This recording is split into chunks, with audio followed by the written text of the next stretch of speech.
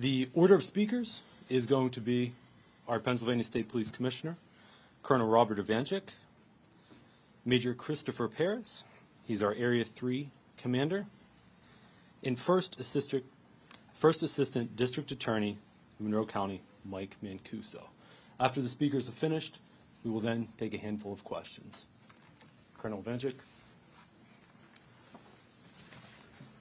Good afternoon.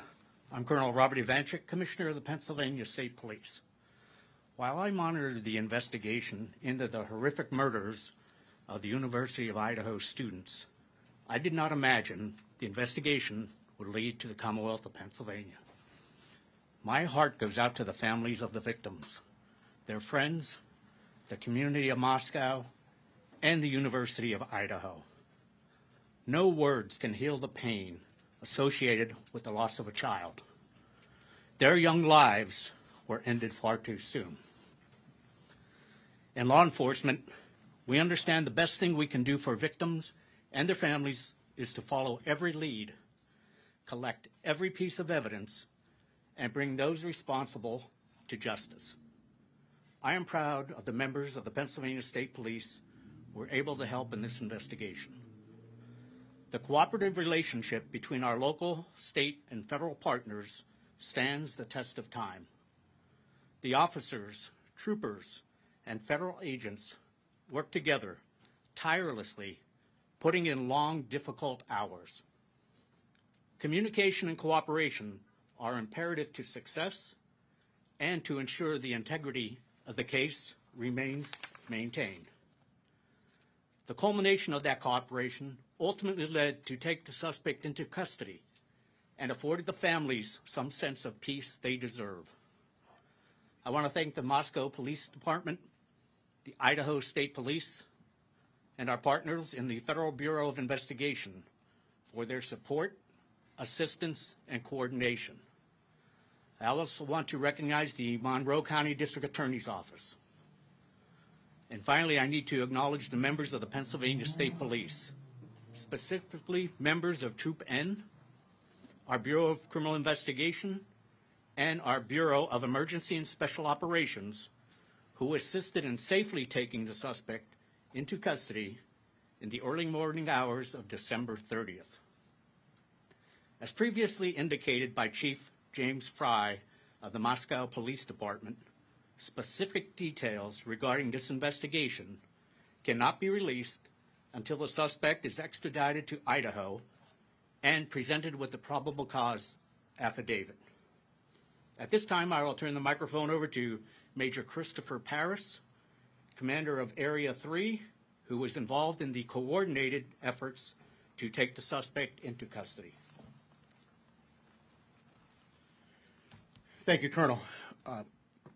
Area 3 comprises Troops F, P, N, and R, and is made up of 1,000 approximately of the women and men, civilian and enlisted, in the northeastern part of Pennsylvania. I'd like to introduce to my left Captain Norm Kramer, who's the commander of Troop N Hazleton, which is comprised of Carbon, Monroe, Columbia, and parts of Luzerne counties.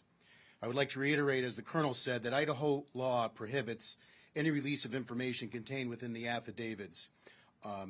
So we're going to do our best today to talk about what phase we are currently in the investigation, and it has entered a new phase with the waiver for extradition.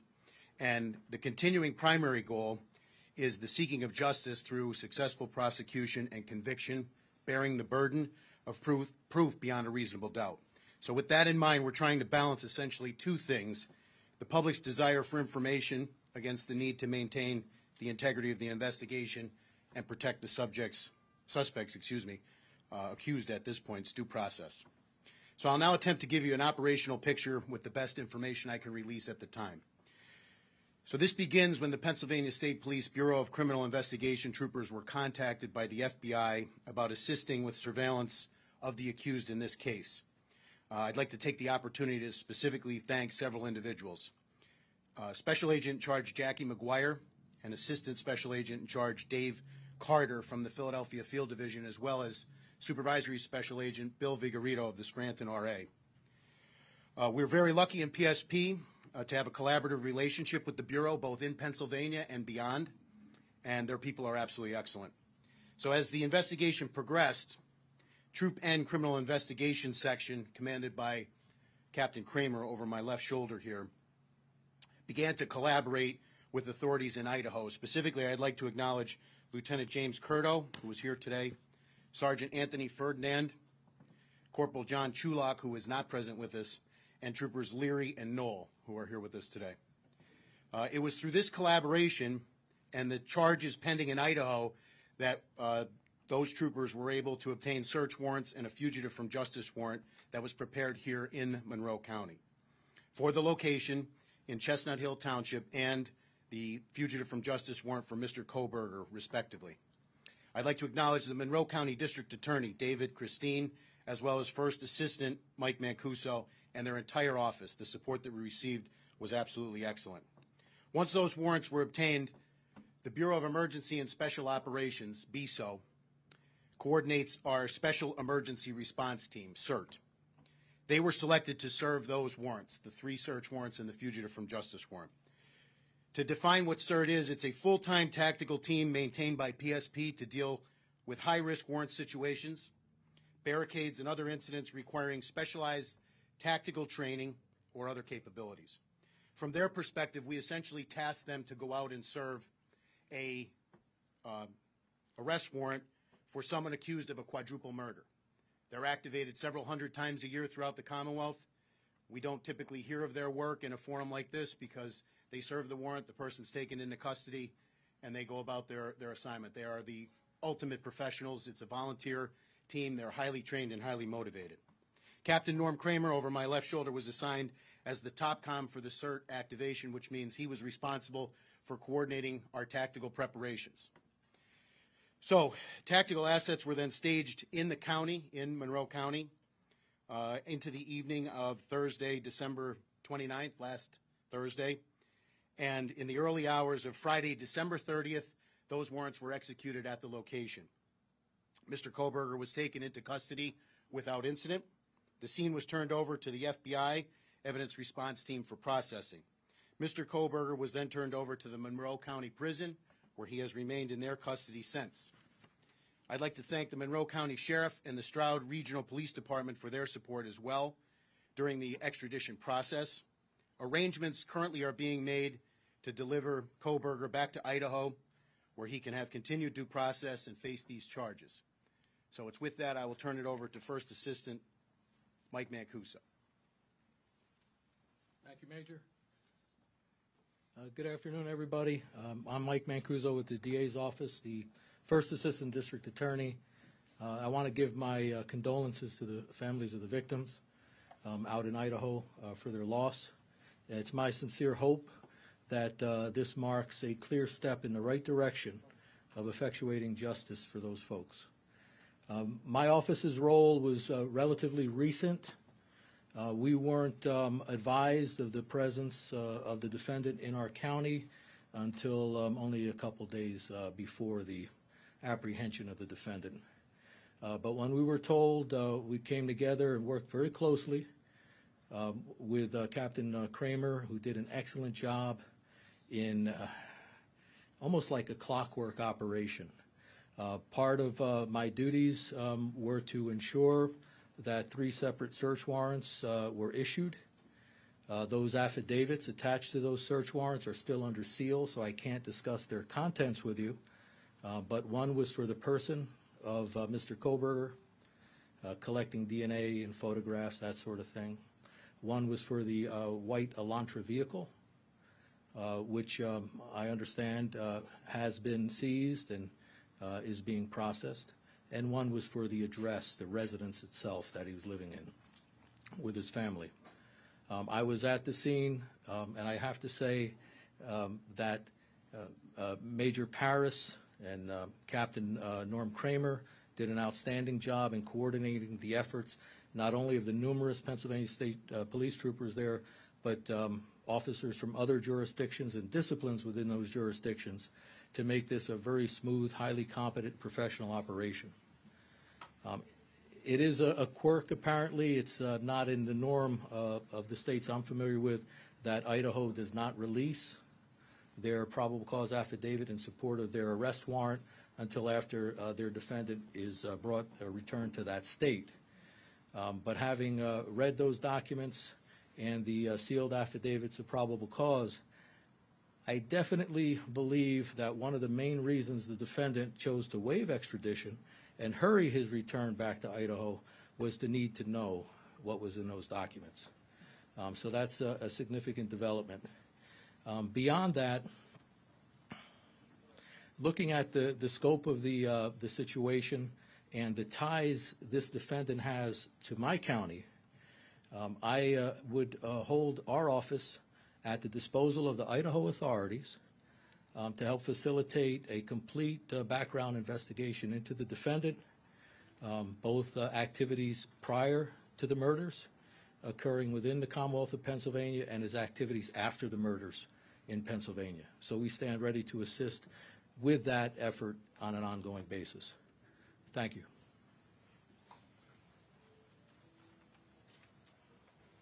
We can now open it up for questions. Can you tell us what state police specifically did, or can you give us any indication as to the operations of state police when you were notified? And you talk about putting tactical in the area. How long were they there? And what's the? We're not in a position to give you an exact time. It was at some point prior to when the surveillance was taken, as the investigation progressed to a point where search warrants could be obtained, and the probable cause for those search warrants and an arrest warrant, a fugitive from justice warrant based on the arrest warrant out in Idaho were obtained. We began to take the tactical steps to plan to serve them. Were you collecting evidence prior to his arrest? At this point, like we said, it's very much pertinent to what's in the affidavits, which we cannot speak about. What's it about his demeanor when the arrest actually happened? Present sense impression, as likewise ongoing investigation, can't discuss it.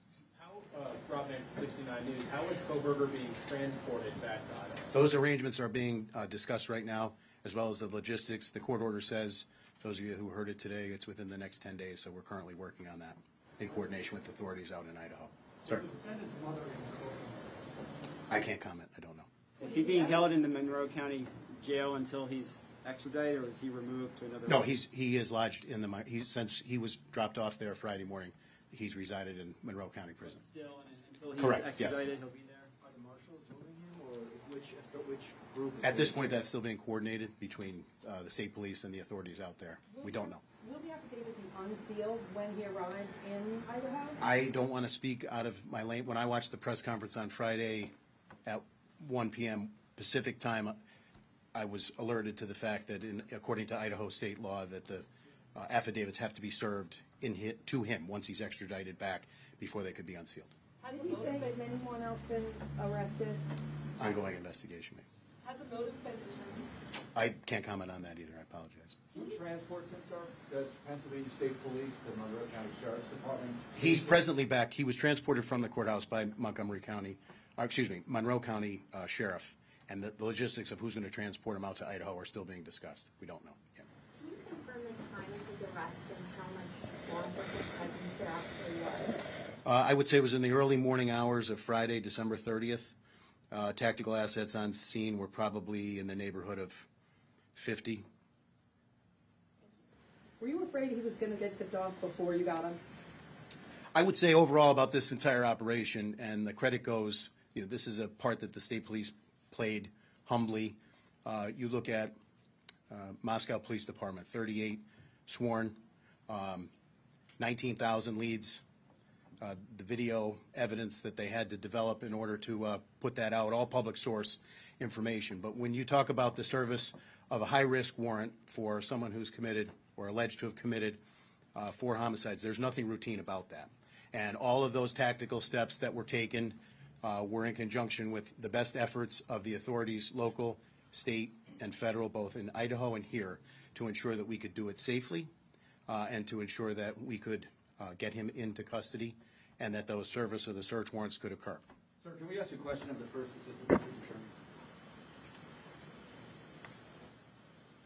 Mr. Mancuso, you described, having read to a degree, the contents of that affidavit of probable cause, and that you possibly speculated or theorized that he wanted to get back to read that as well, since he can't read that.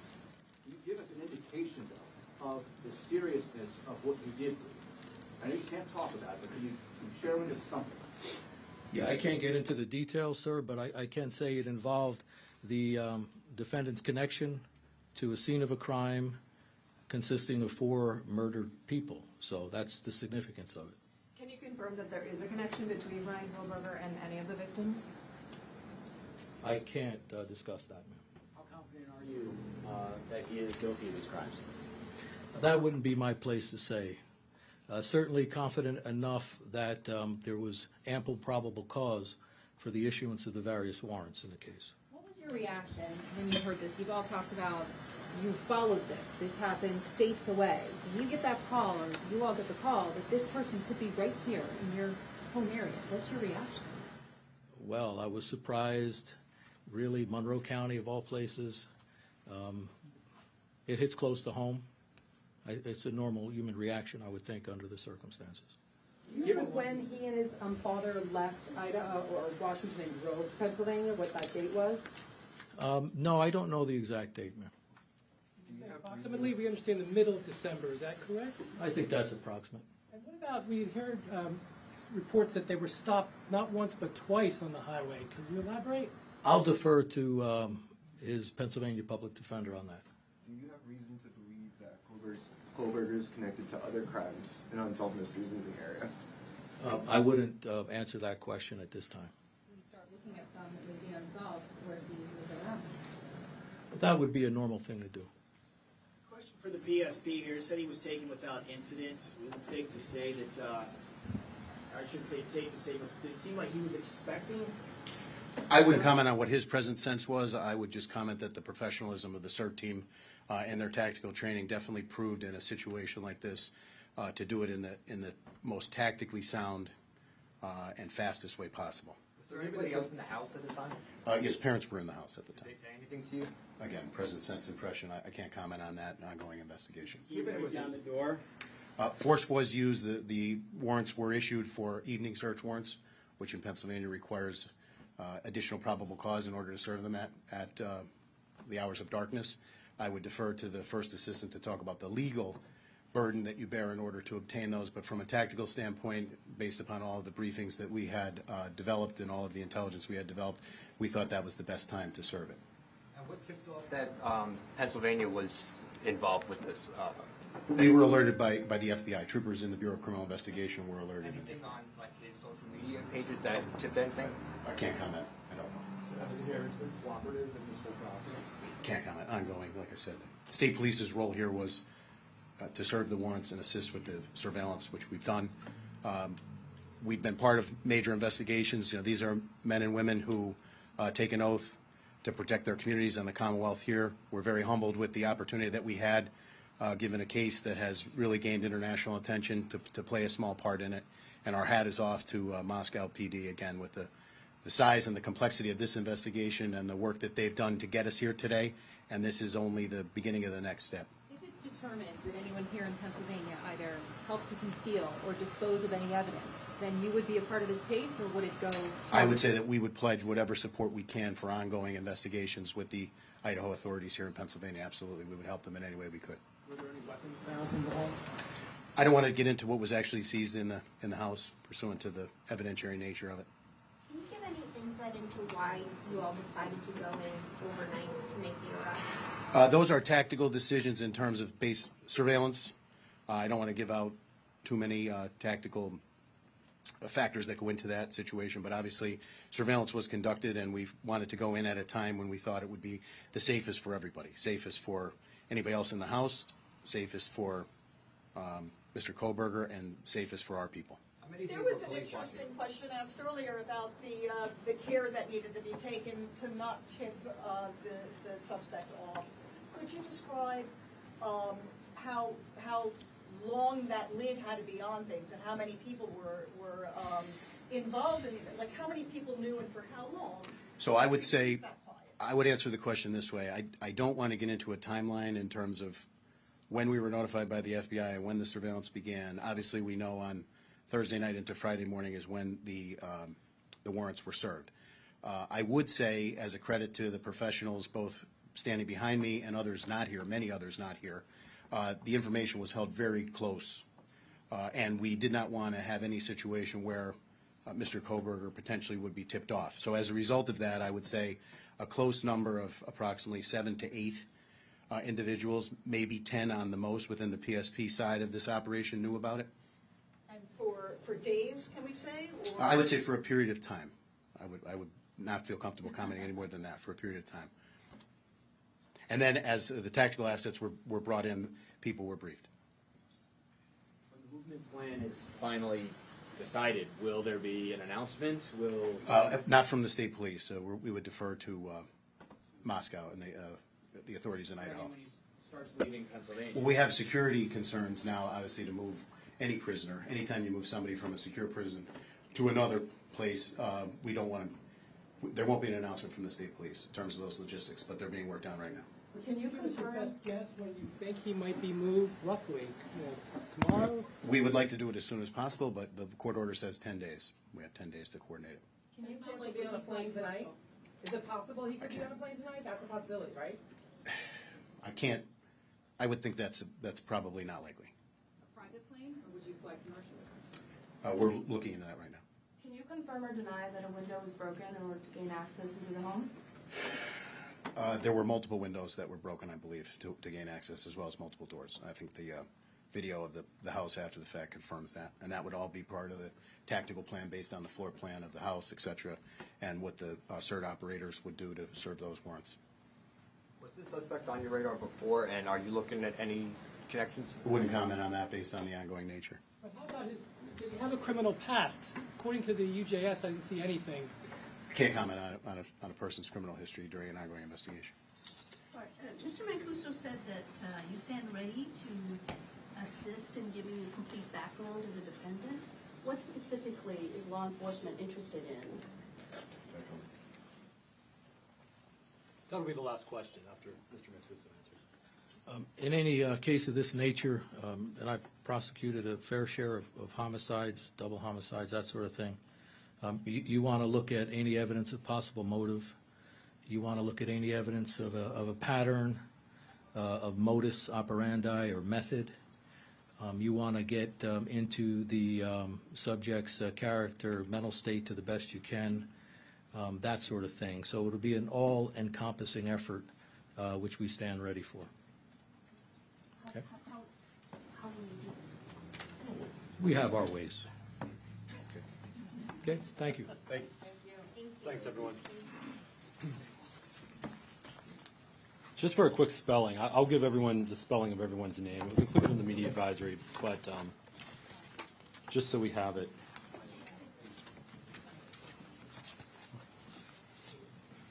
So, Colonel's last name is Ivanchik, E-V-A-N-C-H-I-C-K. First name is Robert. Major Paris, his last name is spelled just like the city, P-A-R-I-S. First name Christopher. And the first assistant district attorney's last name is spelled M-A-N-C-U-S-O. So, CERT, Special Emergency Response Team. CERT. Thanks, everyone.